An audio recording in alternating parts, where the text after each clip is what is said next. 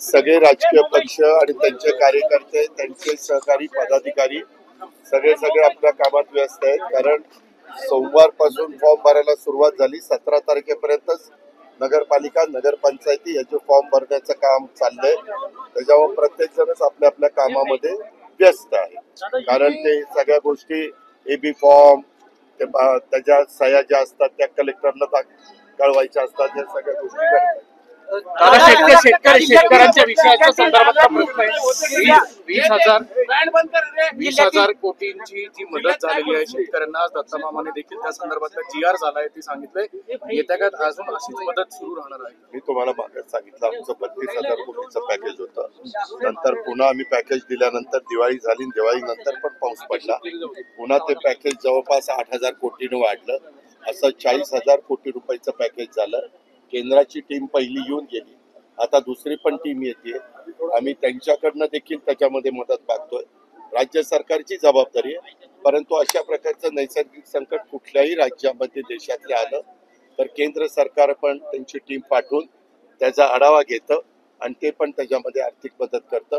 आम्हाला विश्वास आहे देशाचे पंतप्रधान नरेंद्र मोदी साहेब, अमित शहा साहेब हे सगळे या कामामध्ये राज्याला मदत करतील. आणि आम्ही त्यांना भेटून मध्ये त्यांचे दौरे मुंबईमध्ये झाले त्यावेळेस आम्ही त्यांच्या कानावर घातलं, महाराष्ट्राचे दौरे झाले तेव्हाही घातलं.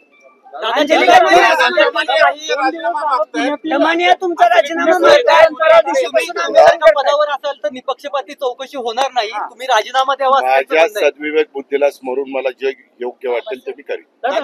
पुण्यातल्या इच्छुकांच्या तुम्ही मुलाखती वगैरे घेताय, मात्र युतीचं काय ठरलंय का? काही ठिकाणी शरद पवार काही नगरपालिका मी त्यांना माझ्या कार्यकर्त्यांना सांगितलं त्या भागामध्ये तुम्हाला जे योग्य वाटतं ते त्या ठिकाणी करा. कारण काय झालं, 11 तारखेला माझ्या माहितीप्रमाणे ड्रॉ निघाले आरक्षणाचे, आणि आरक्षणाचे ड्रॉ निघाल्यानंतर मग तो 4चा प्रभाग, इथं 5चा आहे ना, काही एखाद्या ठिकाणी 5चा प्रभाग एकच आहे पण आहे. असे कसे असावेत, त्याच्यामध्ये महिला कुठल्या घटकातल्या, म्हणजे ओबीसी, सर्वसाधारण, SC ST, पुरुष कसे, अशा सगळ्याच गोष्टी चाललेल्या आहेत. प्रत्येक जण आपापल्या पद्धतीनं आपल्या विचारांचं पॅनल कसं स्ट्रॉंग होईल याबद्दलचा प्रयत्न त्या ठिकाणी करतायत. आणि सगळ्याच राजकीय पक्षांचे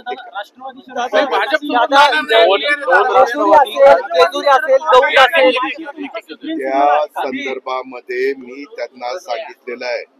आज मला सुभाष जगताप पण भेटले, आज मला सुनील टिंगरे पण भेटले, मला चेतन तुपेजी भेटले, दत्ता धनकवडीजी भेटले, सगळे अनेक मान्यवर, माजी नगरसेवक पण भेटले आणि हे आमचे सहकारी पण भेटले. त्यांना मी सांगितलं की तुम्ही चाचपणी करा, मी परत 2 दिवसांनी येतो. आणि त्या पद्धतीने, कारण अजून पुण्यातल्या म्हणजे महानगरपालिकेच्या निवडणुकीचा कार्यक्रम जाहीर झालेला नाहीये. त्याच्यावर काय काय होतंय, कसं होतंय, 9 वर्षांनी निवडणुका लागल्या, जे एक द्यायचं जवळपास तिची संधी गेलेली आहे. काही जुने पण इच्छुक झालेले आहेत साहजिक आहे, आणि नवीन पण वाटतं की आता आम्ही नव्या दमाचे आम्हाला पण संधी मिळाली पाहिजे अशा प्रकारची.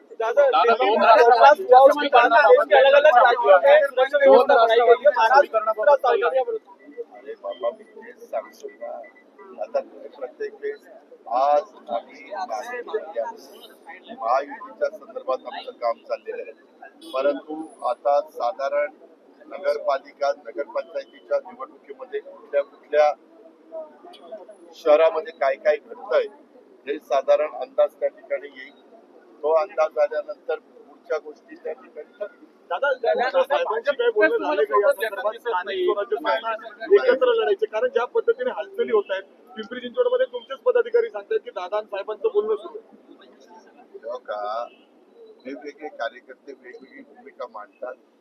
आता त्यांना जे त्यांच्या मनात येतं ते बोलून दाखवतात. त्यांना तुमच्या मनात, आमच्या मनामध्ये पहिल्यांदा मी माझ्या पिंपरी चिंचवड पुणे सगळ्या भागातल्या माझ्या सहकाऱ्यांना सांगितलं तुम्ही चाचपणी करा, चाचपणी करून समोर कसं काय काय घडतंय त्या पद्धतीनं आपण आपले निर्णय शहरातले पदाधिकारी घेऊन बसला नाही Positive report दिला तर तुम्ही एकत्र लढाल का? शहरातले पदाधिकारी त्यांच्याशी अजून दोनदा आलात तुम्ही सोमवारी मागच्या आठवड्यात आता दोनदा पण positive आलात. report आला तर तुम्ही एकत्र लढाल का? शहरातले पदाधिकाऱ्यांसोबत तुम्ही चर्चा नाही केली. ग्रामीण भागातले नगर परिषद सांगितलं मी आता तुला नावच सांगितलं शहरातले आता रे- निवडणुकीच्या अनुषंगाने याच नेत्यांनी तुम्हाला पॉझिटिव्ह रिपोर्ट दिला तर तुम्ही एकत्र लढाल का? करतो की आता सध्या सगळ्या आपल्या नगरपालिका नगरपंचायत त्याच्यावर त्याची तर आता फॉर्म भरायला सुरुवात झाली त्याच्यावर त्याला मला टॉप प्रायोरिटी द्यावी लागली. आता त्याच्यानंतर कदाचित जिल्हा परिषद आणि तालुका पंचायत जाईल कदाचित पण तो निवडणूक अधिकाऱ्यांचा अधिकार आहे, आयोगाचा अधिकार आहे. आणि त्याच्यानंतर महानगरपालिका येते. मी आता शहरामध्ये जे काही प्रमुख सहकारी आहेत त्यांची नावं पण घेतली त्यांच्याशी मी बोललो आज सांगितलं त्याच्यामध्ये सगळ्यांशी मला सगळ्यांशी चर्चा करूनच आज ही काही मी पहिली निवडणूक लढवत अशा कितीतरी निवडणुका आम्ही लोकांनी लढवलेल्या आहेत त्याच्यावर हे आम्हाला नवीन नाही. आम्ही योग्य पद्धतीनं आमच्यामध्ये एकोपा राहून आमच्यामधले ताकदीच्या लोकांना एकत्र आणून चांगल्या प्रभागामध्ये प्रतिनिधित्व देऊन पुढे जायचं आम्ही ठरवलं. दादा, हे तुम्ही नावं घेताय. दादा, हे तुम्ही नावं घेताय. हे सांगितलं बारामती. दादा जे तुम्ही नावं घेतायत हे माध्यमांच्या समोर येऊन त्यांची प्रतिक्रिया देत आहेत की दोघं एकत्र लढले तर फायदा होईल त्यांचं हे मत आहे. म्हणजे या तुमच्या जे नावं घेतात असेल इतर असतील तुम्हाला काय सांगितलं त्याच्या संदर्भामध्ये आम्ही सहकार्यांशी चर्चा करू आणि काय तो योग्य निर्णय घेऊ.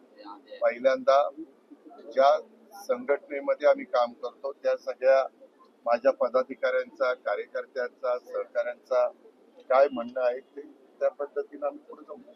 प्रशांत जगताप म्हणाले मला काही मी त्याच्याबद्दल काय बोलू शकत दिल्ली में जो धमाके हुए हैं उसके बाद देश के अलग अलग राज्यों में सुरक्षा व्यवस्था की गई है.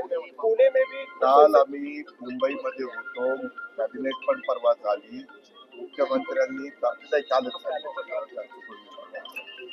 मुख्यमंत्र्यांनी चर्चा करत असताना त्यांनी स्वतः सगळ्यांना हाय अलर्ट करायला सांगितलेलं आहे. पोलीस डिपार्टमेंटला बारकाईने लक्ष ठेवा म्हणून सांगितलेलं आहे.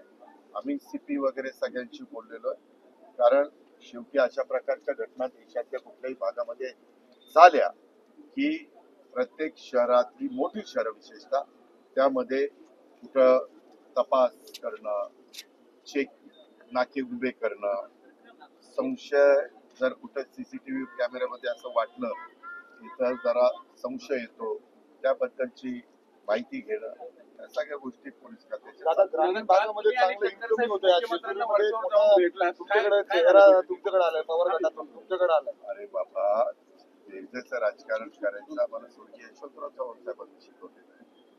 काय म्हणजे काल मुख्यमंत्र्यांना तुम्ही जाऊन भेटले तुम्ही तरी काही इलेक्शन संदर्भात चर्चा झाली की काही नाही? इलेक्शनच्या संदर्भामध्ये हे जे काही चाललेले आहे त्याबद्दल की बाबा साधारण काय लाईन ठेवायची काही काही ठिकाणी तिथले वेगवेगळ्या गोष्टी कानावर आल्या जिल्ह्यातल्या तर त्याच्याबद्दल राज्याच्या प्रमुखांशी भाजपचे निर्णय स्वतः मुख्यमंत्री रवींद्र चव्हाण साहेब आणि चंद्रशेखर बावनकुळे हे तिघं घेत आहेत. त्याच्यावर तिथं बावनकुळे साहेब पण होते आणि मुख्यमंत्री पण होते वर्षा तर ते म्हणले तिथंच या म्हणून आम्ही तिथं गेलो आणि त्यांच्याशी चर्चा केली. एकनाथराव ते ज्ञानेश्वरीला शेजारीच असतात त्याच्यावर ते तिथल्या तिथं म्हणजे बोलता येतं.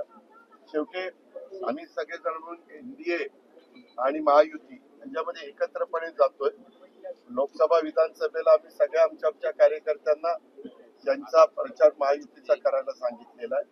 आता कार्यकर्त्यांची निवडणूक आहे त्यावेळेस त्यांना पण कशी आपल्याला ताकद देता येईल याबद्दलचा प्रयत्न आम्ही सगळेजण दादा बेरजेचं राजकारण म्हणालात हेच बेरजेचं राजकारण दादा पवार कुटुंबात करताना दिसतील का ऍड मायनस या संदर्भामध्ये तुला एक माहिती का रे बाबा मी नेहमी राज्यात सांगतो राजकारणात कुणीच कुणाचा कायमचा शत्रू नसतो राजकारणात कुणी कुणाचा कायमचा असं म्हणतात.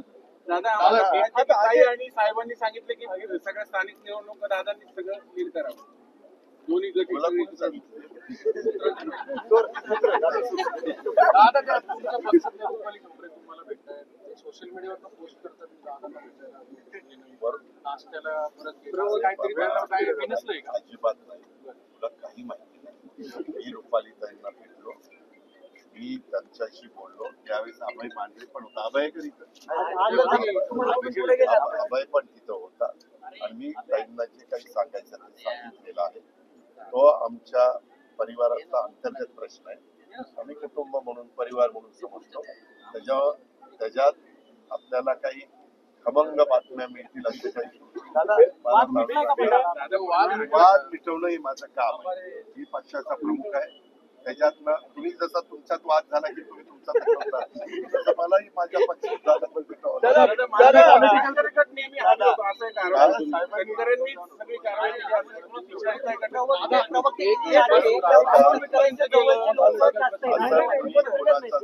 आम्ही सगळे मिळून निर्णय घेत असतो. दादा बिहार के एग्जिट पोल में एनडीए को बड़ी जीत मिल रही है दिखा रहे हैं। अरे एक्झिट पोल आहे ना 14 तारीख तक रुको रुको रुको. दादा जर साहेबांनी आशीर्वाद दिला तर आप पुढाकार घ्याल का एकत्र येण्यासाठी? आम्हाला सकाळपासून अहो, तुमचे दादा, तुमचे कार्यकर्त्यांमध्ये हे संभ्रम आहे दादा. एकत्र लढतील तर ताकद वाढेल. काय आहे ते?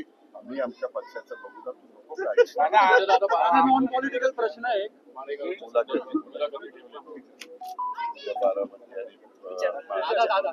नॉन पॉलिटिकल प्रश्न आहे. नागरिकांचा जो सिव्हिक सेन्स आता आपण खूप व्हिडिओ बघतोय की पुणेकरांचा सिव्हिक सेन्स गणतोय प्रत्येक ठिकाणी. म्हणजे फुटपाथ वरती गाडी चालवणं असेल किंवा रात्री रस्त्यावरती कचरा टाकणं असेल तर नागरिकांना तुम्ही पुणेकरांना काय आज जी घटना तुम्ही ह्या चौकात बघताय, मी आता भाषण पण काय केलं, मी कुठेही पॉलिटिकल भाषण केलं. आपल्या सगळ्यांनी मिळून पुणेला कसं चांगल्या पद्धतीनं पर्यावरणचा सगळा विचार करून, स्वच्छतेचा विचार करून त्या पुण्याला पुढे देता येईल हा प्रयत्न सगळ्यांनी मिळून करायचा. त्याच्याकरता तुम्ही पण थोडस मीडियाच्या मार्फत काही चांगल्या गोष्टी दाखवल्या तर त्याचा फायदा होईल. काही खराब गोष्टी दाखवायच्या नंतर त्याचं परिवर्तन कसं, आता चित्रफित दाखवली पूर्वी कसं होतं आणि आता कसं झालं, आपोआप सगळ्यांना त्याच्यातनं समाधान मिळतं आणि मग त्याचं अनुकरण इतर पण करतील. हे आम्ही ज्या पद्धतीनं पुढं जातोय हे काही एवढ्या पुरतं नाही. आता हे सगळीकडं वेगवेगळ्या भागातल्या कार्यकर्त्यांनी एनजीओनी त्या भागामध्ये गुन्हेगारी वाढते पुण्यातली तुम्ही मागे रस्त्यावर खून होत आहेत अक्षरशः. टायर मध्ये टाका वगैरे, पण एक ट्रेंड असा दिसतो आता अल्पवयीनच्या मुलांच्या संदर्भात काय?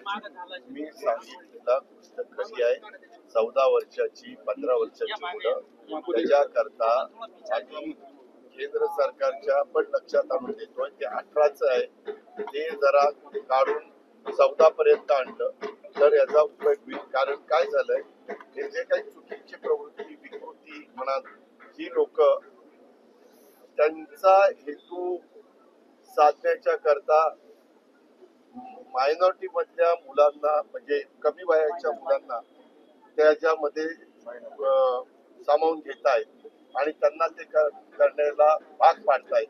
कारण त्याच्यात पुढं ज्या कार्यवाही करायची असते, कलम लावायचे असतात, त्याच्यात काही अडचणी येतात आणि म्हणूनच त्याच्यात बदल काळानुरूप बदल करता येतो. तसा बदल मला असं वाटतं की केंद्र पण ही गोष्ट सिरियसली घेतील, कारण हा सगळ्या देशाच्या दृष्टिकोनातला महत्वाचा आज एक प्रश्न निर्माण झालेला आहे. फोटो व्हायरल झाले. बरोबर आहे, त्याचं काम नॅशनल हायवे नितीन गडकरी साहेब आणि केंद्र सरकार करू पाहत आहे. कारण आत्ताचा आहे तो रोड कमी पडतोय. मगाशी वाहनांचा उल्लेख केला, आता पूर्वी 10 टनी ट्रक असायचे, 40 टनी ट्रक 50 टनी ट्रक निघालेले आणि म्हणून अशा विस्तृत रोडची खऱ्या अर्थाने वाहतुकीची कोंडी सोडवण्याच्या करता गरज आहे. दादा स्टॅम्प ड्युटीचं काय? बावनकुळे म्हणाले की एवढं भरायची गरज आहे की नाही तपासावं लागेल. बाबा थांब ना, आता मी कितीदा सांगितलं